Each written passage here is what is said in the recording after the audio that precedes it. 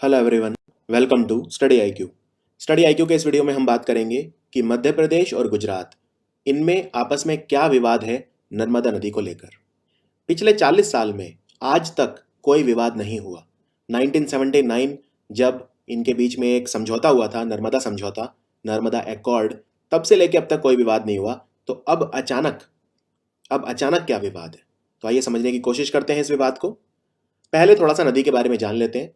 हम बात कर रहे हैं यहाँ पे उस नदी की जो मध्य भारत में बहती है और विंध्या और सतपुरा के जो पहाड़ हैं उनके बीच में बहती है। हम बात कर रहे हैं नर्मदा की। तो यहाँ पे आप देख सकते हैं नर्मदा नदी यहाँ से निकलती है। ये अनूपपुर डिस्ट्रिक्ट में अमरकंटक जगह है। अमरकंटक को हम तीर्थराज भी बोलते हैं। हिंदू धर्म के लोगों के लिए विशेष महत्व रखता है अमरकंटक। और फिर ये नदी जो है पश्चिम की तरफ बहती है, तो यानी कि ये एक वेस्टवर्ड फ्लोइंग रिवर है, नर्मदा और तापी। तो उसके बाद बिल्कुल ठीक इसी की तरह एक और नदी बहती है इसके नीचे, वो है तापी, जो सूरत जाती है गुजरात। वो एक अलग नदी है। इन्हें जुड़वा बहनें भी कहते हैं कई बार, क्योंकि इनका जो कोर्स है लगभग सिमिलर है। तो नर्मदा जो है ये विंध्या और सतपुरा के जो पहाड़ हैं इनके बीच में बहती है।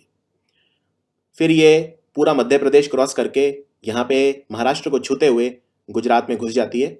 तो गुजरात में ये कहाँ जाती है?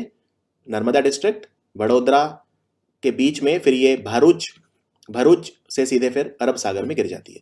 तो ये इसका कोर्स है। हम गुजरात जब देखेंगे इसको डिटेल में देखेंगे।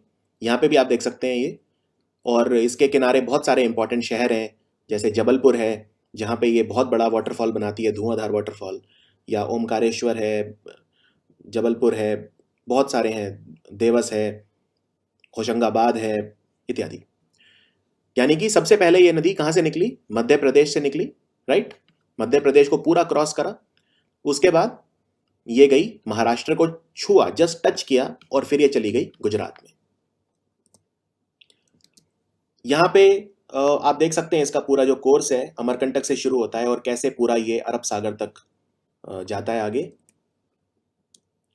क्या ये नदी डेल्टा बनाती है?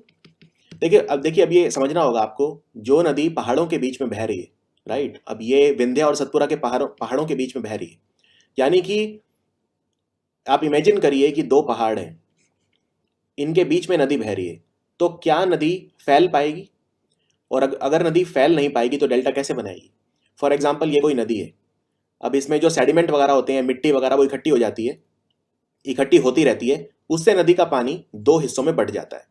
फिर ये 2 वाला 4 में बटेगा, फिर ये 4 वाला 8 में, ऐसे कर करके नदी ऐसे होती है, पहले 2, फिर ये 2 फैलते हैं।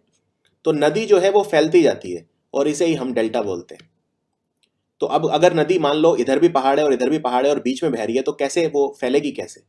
इसीलिए ये जिसे बोलते हैं रिफ्ट वैलीज में बहती है, और ये डेल्टा नहीं बनाती, ये सीधी जाके समुद्र से मिल जाती है। इसे बोलते हैं एस्ट्यूरी।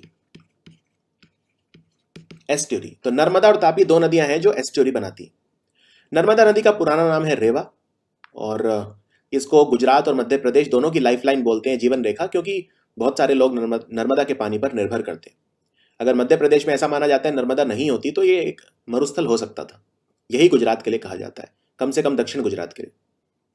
तो नर्मदा का जो पानी है वो बहुत महत्व रखता है। नर्मदा पे बहुत सारे बांध भी हैं, जैसे इंदिरा सागर बांध है या सरदार सरोवर बांध है, तो ये सब बांध भी हैं। अगर हम देखें कि मध्य प्रदेश में इसका बेसिन कितना है, तो मैक्सिमम जो इसका अपवाह तंत्र है, जो बेसिन है, मध्य प्रदेश में है 86%, गुजरात में है 14%, और बहुत छोटा सा है महाराष्ट्र में 2%। नदी लगभग 1312 किलोमीटर की है, यानी लगभग गंगा नदी से आधी है। गंगा है लगभग 2525 किलोमीटर, और इसमें लगभग 41 नदियां हैं जो नर्मदा में जाकर मिलती हैं, यानी इसकी सहायक नदियां हैं, जिनमें सबसे इंपॉर्टेंट है तावा, जो सबसे बड़ी ट्रिब्यूटरी है नर्मदा की, वो है तावा नदी। हिरन है, शक्कर है, ये सब है। यहाँ पे मैंने ट्रिब्यूटरीज थोड़ी लिख दी हैं, जो इंपॉर्टेंट वाली हैं सिर्फ वो ट्रिब्यूटरीज, राइट बैंक और लेफ्ट बैंक दोनों मैंने लिख दी है। अब 1979 में जो पानी को लेके बात हुई थी कि पानी शेयर होगा, तो ये शेयर यहाँ पे लिख दिया था कि कितना कितना पानी किसको मिलेगा। यहाँ पे आप देख सकते हैं राजस्थान भी है, यानी नर्मदा एकॉर्ड में राजस्थान को भी फायदा हो रहा है, राजस्थान को पानी मिलता है। और वो क्यों? जबकि राजस्थान में नर्मदा नहीं बहती। राजस्थान को पानी इसलिए मिलता है क्योंकि राजस्थान के 2 जिले, एक तो बाड़मेर और दूसरा जालौर, ये दोनों जो जिले हैं इनके पास पानी की बहुत ज़्यादा समस्या है, यहाँ पे पानी का कोई स्रोत नहीं है, तो इसलिए इनको पानी मिलता है, जबकि ये नॉन रिपेरियन स्टेट्स हैं, यहाँ पे नदी नहीं बहती है, ये भी याद रखिए। अब बात आते हैं पावर, बिजली के ऊपर। तो बिजली जो बनती है, यानी नर्मदा के ऊपर जो बांध बनेंगे, राइट, उससे बिजली कैसे कैसे डिवाइड होगी? 57% मिलेगी मध्य प्रदेश को, 16% मिलेगी गुजरात को और 27% मिलेगी महाराष्ट्र को। तो ये डिसाइड हुआ था, ये है शेयर ऑफ पावर। और ये जो अकॉर्ड है 2024 तक चेंज नहीं हो सकती है, ये भी याद रखना है आपको। अभी हम 2019 में बात कर रहे हैं, तो जो पहले बात हो चुकी है उसी के हिसाब से ये पूरा चलेगा। 57% बिजली मिलेगी मध्य प्रदेश को और 16% मिलेगी गुजरात को। अभी हम महाराष्ट्र को अलग रखते हैं क्योंकि महाराष्ट्र इस कंट्रोवर्सी में नहीं है। सरदार सरोवर जो प्रोजेक्ट है नर्मदा के ऊपर, इनफैक्ट जो स्टैच्यू ऑफ यूनिटी है वो भी नर्मदा नदी के ऊपर ही है। तो सरदार सरोवर प्रोजेक्ट जो है, इसमें दो पावर हाउस हैं, river bed power house 1200 megawatt और कनाल हेड पावर हाउस 250 मेगावाट। अभी इसमें प्रॉब्लम ये है सबसे पहली कि सरदार सरोवर बांध पिछले 2 साल से बंद है, यानी 2017 से बंद है। बंद क्यों है? ग्रेविटी डैम है। हम इस बांध में क्या करते हैं, किसी भी बांध में क्या करते हैं, हम बांध में पानी इकट्ठा कर लेते हैं और जब पानी का एक लेवल हो जाता है ऊपर, तब हम उसे खोल देते हैं। और जब हम खोलते हैं तो फिर उससे जो है उसकी मैकेनिकल एनर्जी जो पानी की है वो हम इलेक्ट्रिसिटी में कन्वर्ट कर लेते हैं। अब इसमें उतना पानी नहीं था इस बांध में, इसकी टेस्टिंग नहीं हुई थी गेट्स की ढंग से, तो पिछले 2 साल से ये बंद है। और इस वजह से जो रिवर बेड पावर हाउस है 1200 मेगावाट क्षमता का, उसमें कोई भी बिजली नहीं बनी है, एकदम जीरो, राइट। तो एक तो चीज़ ये है कि मध्य प्रदेश कह रहा है कि 57% जो मुझे पावर मिलनी थी वो नहीं मिली। तो गुजरात कह रहा है कि हमने जब बिजली बनाई नहीं तो हम कहाँ से दें, राइट। मध्य प्रदेश कह रहा है उसकी वजह से हमें 229 करोड़ का नुकसान हुआ है, क्योंकि हमें वो बिजली जो सरदार सरोवर बांध से मिलनी चाहिए थी वो नहीं मिली, अब हमें बाकी राज्यों से खरीदनी पड़ रही है। तो ये हमारे जो है जो राजकीय कोष है उसके ऊपर ये बोझ है। एक तो ये है, ठीक है। दूसरी और ज़्यादा इंपॉर्टेंट दिक्कत है पानी को लेकर। पानी को लेकर क्या दिक्कत है वो मैं समझाता हूँ आपको। देखिए, पानी को लेकर दिक्कत ये है कि मध्य प्रदेश जो है, गुजरात सरकार ने उससे पानी मांगा है 4000 मिलियन क्यूबिक मीटर। वो ये बोले कि हमें जो सरदार सरोवर बांध है वो पूरा भरना है ऊपर तक, 131 मीटर तक जितना अलाउड है, और फिर हम पानी गिराएंगे और सरदार सरोवर के जो गेट हैं उनको चेक करेंगे। मध्य प्रदेश ये पानी देने को तैयार नहीं है। मध्य प्रदेश कह रहा है कि आपको 1600 मिलियन क्यूबिक मीटर पानी हमने दे दिया है, ऑलरेडी रिलीज कर दिया है। गुजरात को चाहिए 4000 मिलियन क्यूबिक मीटर। अब हम इसको ऐसे समझते हैं, ये मध्य प्रदेश है और यहाँ पे ये गुजरात है, राइट। तो मध्य प्रदेश से जो पानी है वो गुजरात में जाएगा और गुजरात मांग रहा है 4000 मिलियन क्यूबिक मीटर और मध्य प्रदेश उतना दे नहीं पा रहा है। गुजरात को पानी इसलिए चाहिए कि वो अपने बांध को पूरा भर ले, सरदार सरोवर बांध को पूरा भर ले। मध्य प्रदेश कह रहा है आपने भी तो हमें बिजली नहीं दी। उस पर गुजरात ये बोल रहा है कि हमने बिजली बनाई नहीं पिछले 2 सालों में। ये बयान है गुजरात के उप मुख्यमंत्री नितिन पटेल का कि हमने बिजली बिल्कुल भी नहीं बनाई है 2 साल में। कमलनाथ ये कह रहे हैं, कमलनाथ ने इनफैक्ट शिकायत भी करी है नर्मदा नियंत्रण प्राधिकरण को, यानी नर्मदा कंट्रोल अथॉरिटी को शिकायत करी है कि जो गुजरात है वो 40 साल पुराना जो अकॉर्ड है नर्मदा का वो तोड़ रहा है। Narmada water distribution tribunal accord Gujarat unilaterally तोड़ रहा है और उसको बिजली नहीं दे रहा है। इतना ही नहीं, मध्य प्रदेश ये भी बोल रहा है कि अगर बिजली नहीं दी तो उसकी वजह से जो मध्य प्रदेश को नुकसान हुआ है वो भी गुजरात उन्हें उसकी भरपाई करे। गुजरात की सरकार पानी उन्हें तुरंत चाहिए और 138 मीटर जो है वो डैम का लेवल है, लेकिन 131 पे भी वो रिलीज कर सकते हैं, तो 131 तक तो एटलीस्ट उन्हें जो पानी है वो भरना है। मध्य प्रदेश एक बात और बोल रहा है कि अगर हम गुजरात के लिए पानी इतना ज़्यादा रिलीज कर देंगे तो उससे 6000 परिवार, लगभग 76 गांव ऐसे हैं जो इस कैचमेंट एरिया में हैं, उनको खतरा हो सकता है। तो पहले गुजरात ये सुनिश्चित करे कि जो वहाँ से लोग डिस्प्लेस होंगे, जिनका स्थानांतरण होगा लोगों का, जो अपनी जगह से जिनको घर छोड़ने पड़ेंगे, आप उनका पहले पुनर्वास करिए, उनको घर दीजिए, उनको रहने के लिए स्थान दीजिए, यानी उनको प्रॉपर रिलीफ और रिहेबिलिटेट करिए, उसके बाद हम पानी देंगे।